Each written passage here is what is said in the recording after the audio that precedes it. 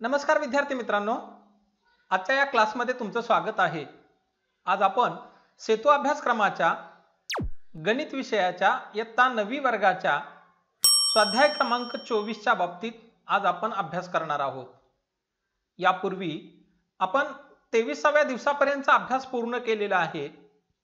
23व्या दिवसापर्यंतचे स्वाध्याय पूर्ण सोडवलेले आहेत आणि आज आपल्याला 24वा स्वाध्याय सोडवायचा आहे, पण त्यापूर्वी काही घटकाचा अभ्यास करायचा आहे। मग आजच्या दिवसासाठी घटक आपण घेणार आहोत चौकोन, म्हणजे आजच्या घटकाचं नाव आहे चौकोन, आणि या चौकोन या घटकामधला उपघटक पाहायचा आहे चौकोन व चौकोनाचे घटक। या घटक अभ्यासल्यानंतर आजचा स्वाध्याय क्रमांक 24वा आपण पाहण्यासाठी जाणार आहोत। चौकोन हा शब्द तुमच्यासाठी काही नवीन नाही, यापूर्वी तुम्ही खूप वेळा तो शब्द ऐकलेला आहे। चौकोन कशाला म्हणतात, चौकोनाचे प्रकार किती आहेत, ते कोणते आहेत आणि त्या प्रकारांची नावं तुम्हाला सांगता येतात, त्या प्रकारांचे गुणधर्म तुम्हाला सांगता येतात, हे काही तुमच्यासाठी नवीन नाही। पण तरी सुद्धा आपण जे गेल्या काही दिवसामध्ये शाळा बंद असल्यामुळे आपल्याकडून जे विस्मरणात गेलेलं आहे त्याला ताजं करण्याचं काम आज आपण या ठिकाणी करू आणि स्वाध्याय क्रमांक 24वा सोडवू। आकृतीमध्ये एक चौकोन दिलेला आहे। चौकोन ए या ठिकाणी काही बिंदू दिलेले आहेत, बिंदू ए, बिंदू बी, बिंदू सी आणि बिंदू डी। हे चार बिंदू हे एका रेषेवरचे नाहीत, हे तुम्हाला दिसतं, कळतं। हे बिंदू एक रेषीय नाहीत किंवा या सर्व बिंदूतून जाणारी एक रेषा नाही, हे आपल्याला लक्षात येतं। पण हे चार बिंदू नैक रेषीय आहे। मग या चार बिंदूचा गुणधर्म काय की या ए बी सी डी हे चार बिंदू असे घ्या की कोणतेही तीन बिंदू नैक रेषीय असतील। या चार बिंदूपैकी कोणतेही तीन बिंदू हे नैक रेषीय असणार आहेत, त्यामध्ये कोणतेही तीन बिंदू एका रेषेवर येणार नाहीत, एवढी काळजी आपण या ठिकाणी घेतली। म्हणजे ए बी हे दोन बिंदू एका रेषेवर येतात, बी सी हे दोन बिंदू एका रेषेवर येतात, डी सी एका रेषेवर येतात, ए आणि डी एका रेषेवर येतात। पण याच रेषेवर तिसरा बिंदू मात्र बिलकुल येत नाही। अशा पद्धतीनं हे चार बिंदू आपण या ठिकाणी घेतले आणि या चार बिंदूंना जोडून एक नवीन आकृती तयार होते, नवीन बंदिस्त आकृती तयार होते। आणि ही आकृती जी तयार होईल, समजा आपण इथं बिंदू ए आणि बिंदू बी जोडला, नंतर बिंदू बी आणि इथला असणारा बिंदू सी आपण जोडला, नंतर बिंदू डी आणि बिंदू सी जोडला, बिंदू ए आणि बिंदू डी जोडला। हे चार बिंदू जोडल्यानंतर एक बंदिस्त आकृती तयार झाली, ज्यालाच आपण चौकोन ए बी सी डी असं म्हणणार आहोत। ते बिंदू एकमेकांना जोडून बंदिस्त आकृती तयार केली आपण। मात्र कोणतेही दोन बिंदू जोडले तर उरलेले दोन बिंदू त्या रेषेच्या एकाच बाजूला असावेत, अशा प्रकारची रचना या ठिकाणी झालेली आहे। आणि मग दिलेला नियम पाळून तयार झालेल्या या आकृतीला आपण चौकोन असं म्हणणार आहोत। पहा, जर आपण या दोन बिंदूंना जोडणारी ही रेषा काढली,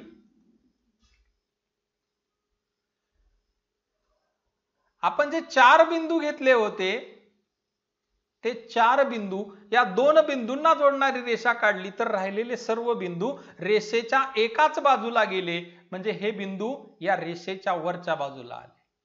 आपण जर या बिंदूतून जाणारी रेषा काढली तर सर्व बिंदू या रेषेच्या डाव्या बाजूला येतील।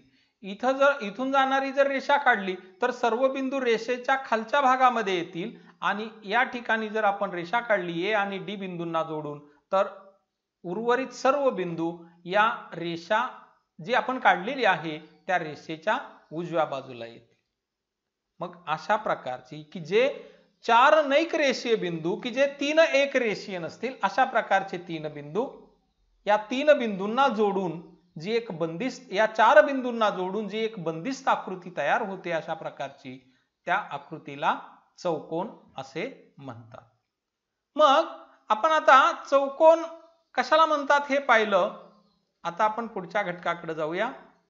चौकोनाचे नाव, चौकोनाला नाव देताना त्याच्या कोणत्याही शिरोबिंदू पासून सुरुवात करून घड्याळाच्या काट्याच्या दिशेने किंवा घड्याळाच्या काट्याच्या विरुद्ध दिशेने उरलेल्या शिरोबिंदूंची नावे लिहिता येतात। अशा प्रकारे चौकोनाला वेगवेगळ्या 8 प्रकारे नाव देता येते।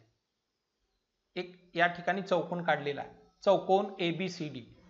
या चौकोनामध्ये नाव देताना एक शिरोबिंदू आपण घेतला की त्या शिरोबिंदू पासून घड्याळाच्या काट्याच्या दिशेनं किंवा घड्याळाच्या काट्याच्या उलट दिशेनं त्या शिरोबिंदूंची नावं घेऊन आपल्याला चौकोनाची नावं लिहिता येतात। आपण या ठिकाणी पाहिलं की आकृतीमध्ये आपण सुरुवातीला हा A शिरोबिंदू घेतला। हा शिरोबिंदू घेतल्यानंतर या शिरोबिंदू पासून आपण या ठिकाणी सुरुवात करू आणि घड्याळाच्या काट्याच्या दिशेने जाऊ, त्यावेळी चौकोन ABCD असं एक या चौकोनाचं नाव मिळेल। त्यानंतर आपण दुसरा बिंदू समजा सुरुवातीला D बिंदू घेतला तर आता घड्याळाच्या काट्याच्या दिशेनेच जातोय, D नंतर C, कारण घड्याळाचा काटा या दिशेने फिरत असतो म्हणून D C B आणि A, D C B A 2 नावं झाली। आता आपण C हा शिरोबिंदू घेऊ म्हणून चौकोन CBAD किंवा चौकोन C बिंदू घेतला, आता हा B बिंदू घ्यायचा आहे BADC, ही 4 नावं झाली। किंवा आता घड्याळाच्या काट्याच्या उलट दिशेने म्हणजे सुरुवातीला A शिरोबिंदू घेतला, त्यानंतर D शिरोबिंदू घेतला, त्यानंतर C शिरोबिंदू घेतला सुरुवातीला आणि नंतर B शिरोबिंदू घेतला। यालाच घड्याळाच्या काट्याच्या उलट दिशेने म्हणजे ABCD चौकोन ABCD हा एक प्रकार झाला। दुसरा प्रकार चौकोन BCDA, चौकोन BCDA, त्यानंतर चौकोन CDAB आणि शेवटी चौकोन DABC।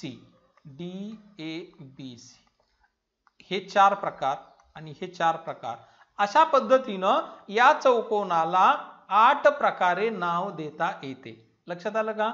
घड्याळाच्या काट्याच्या दिशेने एक शिरोबिंदू, एक सुरुवातीला शिरोबिंदू घेतला की बाकीचे सर्व शिरोबिंदू एकतर घड्याळाच्या काट्याच्या दिशेने घ्या किंवा घड्याळाच्या काट्याच्या विरुद्ध दिशेने घ्या, नाहीतर असं व्हायला नको की ACBD असं ते क्रॉस होईल, ACBD असं नको, ADCB किंवा असंही नको DBCA। एकतर इथं सुरुवात केली की इथून इकडे वाचत जा, इथं सुरुवात केली तर इथून इकडे वाचत जा, असं कोणत्याही प्रकारे तुम्हाला 8 प्रकारे या ठिकाणी या चौकोनाला नाव देता येतात। आपण पुढच्या घटकाकडे जाऊ।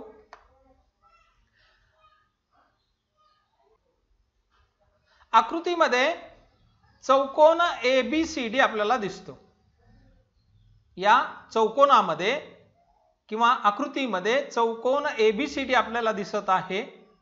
या ठिकाणी ABCD किंवा ADCB आताच आपण पाहिलं। यामध्ये आपल्याला पाहायचं आहे की या ABCD चौकोनाच्या लगतच्या बाजूंची नावं किंवा जोड्या, या चौकोनाच्या लगतच्या बाजूच्या जोड्या। मग लगतच्या बाजूच्या जोड्या पाहत असताना पहा की बाजू AB, या चौकोनाची बाजू AB, ही बाजू, या बाजूच्या समोरची लगतची बाजू AD, ही पहा, ही बाजू AB, याला जवळची AD ही एक बाजू आहे। त्यानंतर बाजू CD, बाजू CD च्या लगतची बाजू जी CD आपण या ठिकाणी घेतलेली आहे, या CD बाजूच्या, ही बाजू CD, या CD बाजूच्या लगत असणारी बाजू इथं आपल्याला AD म्हणता येईल, AD। मग ही एडी बाजू या AB च्याही लगत आहे आणि DC च्याही लगत आहे. आता ही बाजू जी घेतली आपण DC, ही बाजू या AD बाजूच्या लगत आहे आणि या बाजू BC च्याही लगत आहे. ही लगत आहे, जवळ आहे. या दोन दूर आहेत, या बाजूपासून ही दूर आहे, पण या बाजू BC ला ही बाजू DC लगत आहे, या बाजू BC ला AB बाजू लगत आहे. लगत म्हणजे जवळ.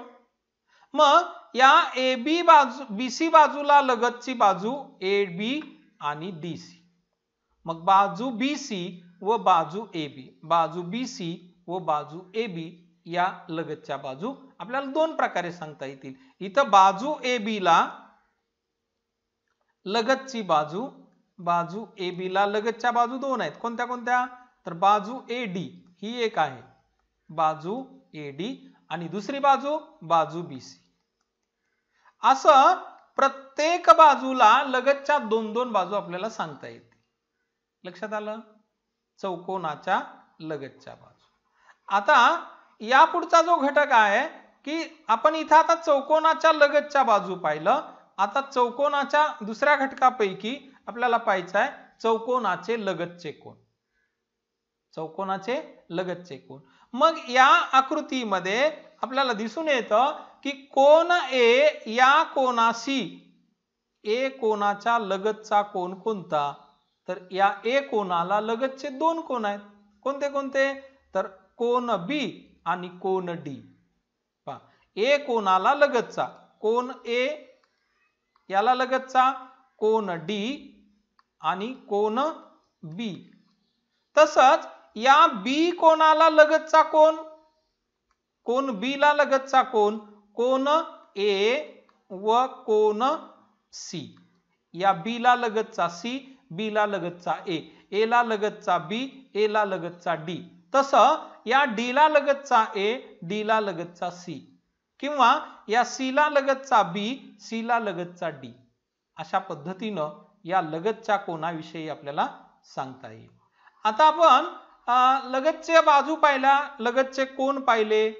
आता या चौकोनाच्या सम्मुख भुजा, सम्मुख बाजू, समोरासमोरील बाजू पहा.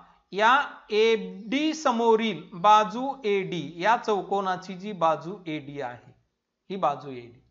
या बाजू AD च्या समोरची बाजू कोणती आहे? समोरची इथं, तर ही बाजू BC. म्हणजे बाजू AD याच्या समोर आहे बाजू BC, आणि बाजू AB ही जी दुसरी बाजू आहे, या बाजूच्या सम्मुख, समोरची कोणती बाजू सांगता येईल आपल्याला? या AB बाजूच्या समोरची बाजू ही असणार आहे DC, म्हणजे DC.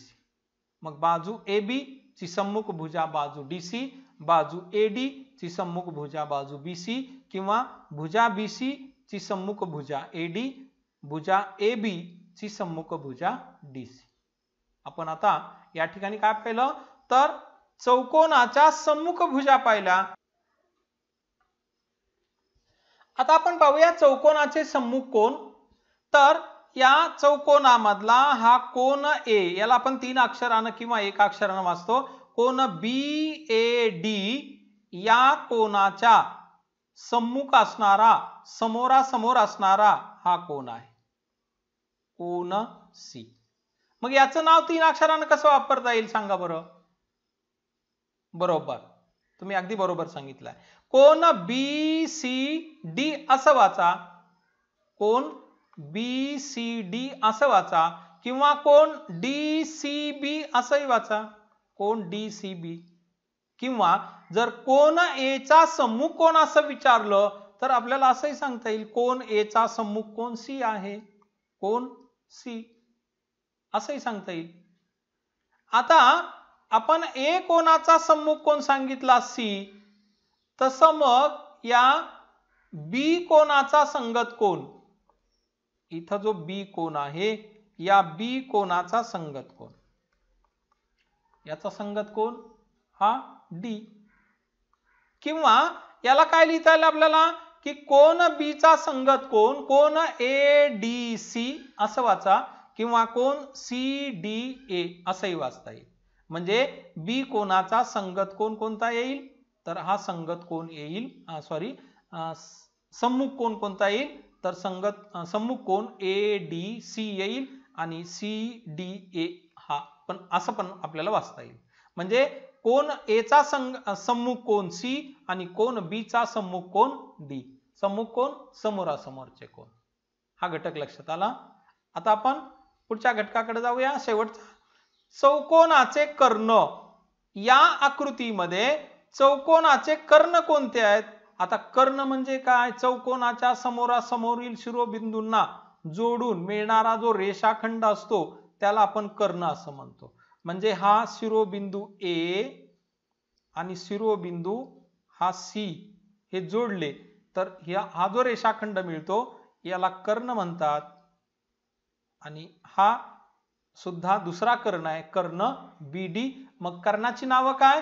कर्ण ए सी आणि कर्ण बी डी अशी या चौकोनाच्या कर्णाची दोन नाव आहेत. म्हणजे प्रत्येक चौकोनाला दोन कर्ण असतात.